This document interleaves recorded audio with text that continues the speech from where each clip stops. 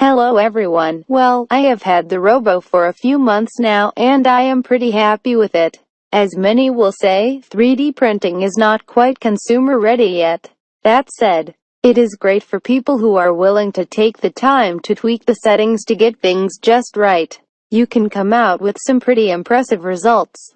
Starting off, my printer didn't move right just after getting it unpacked. It would go up but it wouldn't move down very far. After talking to some people on the forums, I discovered that the x-axis was not level due to not being level on the z-axis threaded rods. I used a digital caliper to level them, and it printed beautifully.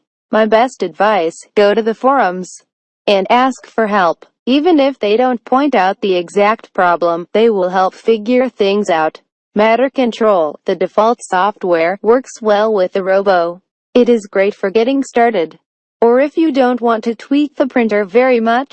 I don't despise it, unlike the people on the forums. That said, it does have its limitations. I don't blame the devs for these limitations. It is great free software, I have no room to complain. It works right out of the box. After reading some of the suggestions on the forums, I decided to try out Simplify 3D. It is not exactly plug and play with the Robo, unlike MC. That said, its ability to add and manipulate supports is second to none, as near as I can tell. It also gives you access to pretty much every setting you could want access to. You will have to tweak the z-axis offset, and possibly need to print with the SD card. The firmware on the printer occasionally stops communicating with the software, so that can cause problems. No one knows the exact reason why it happens, but we have found ways to work around it. As a bit of a side note, only use the starter filament, the stuff that comes with your printer, for a little while. It is kinda cheap filament that has some issues printing some items. I would recommend Hatchbox filaments, they seem to print quite nicely. I have yet to try anything other than PLA, so I won't advise anything there. The Robo's firmware has temperature limits built in, so you may have to change them if you want to print at higher or lower temperatures than the default limits. It is pretty easy to do, so don't worry about it.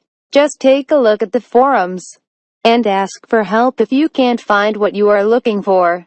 Overall, the Robo is a good machine.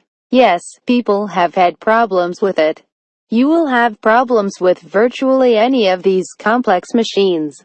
Remember, you are getting in at a time when hobby 3D printing is really just getting started.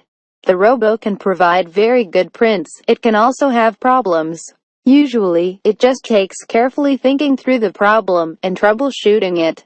Just like the early days of computers.